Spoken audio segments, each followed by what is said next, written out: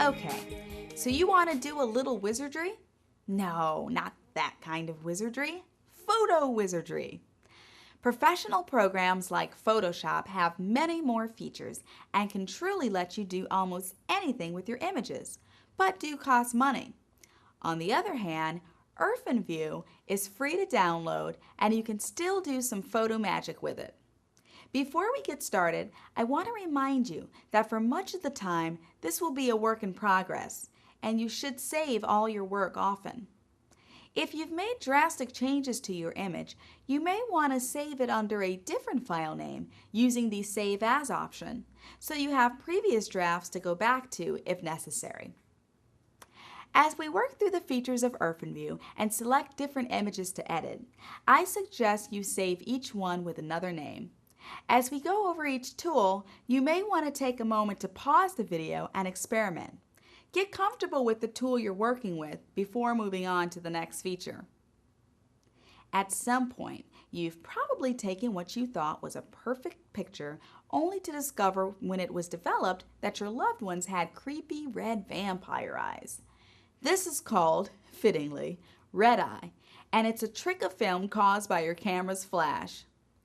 Lucky for you, Irfanview has a red eye reduction filter you can use to clean up your image. Let's start with a photo that needs some retouching, like this one. If you can find one, then open it up now. To remove the red eye, you first need to select the area around the eyes using the marquee tool.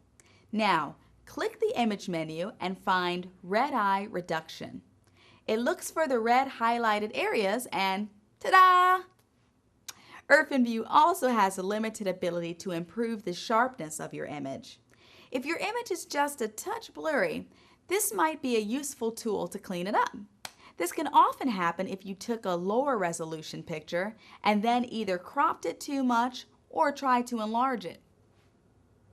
If the whole picture needs it, just type Shift-S, the shortcut to sharpen your image, without selecting anything, like this. Or if you really just want to focus people on one area of the picture, you might just want to select an area and sharpen it by itself. Select the area in either Shift-S or under Image menu, select Sharpen. You may need to do it more than once to see a visible change. In addition to these practical tools, Irfanview also can add some fun effects to your pictures, like this pixelated filter or this embossed filter.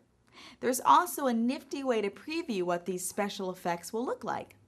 Go to the Image menu and choose Effects and then Effects Browser.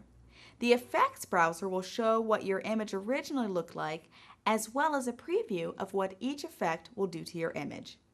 Just choose the effect you want to apply and it will automatically update itself. If an effect filter lets you adjust any of its properties, those dialog boxes will appear on the right under the preview, like this. Let's say you want to use this image, but you also captured another face that you don't have permission to use. Just select the face and let's pixelize it. Now, if that isn't enough, then move the marquee a little and do it again. There. There are lots of interesting and useful things you can do with these effects. It's bound to happen sooner or later.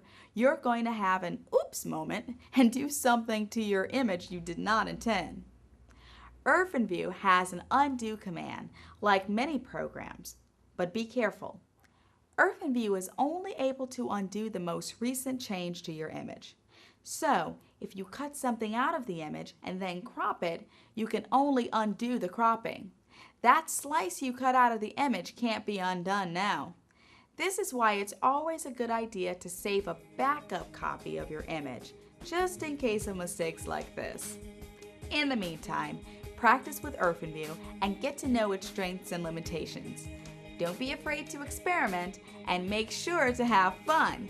You will be making those magazine cover touch-ups in no time.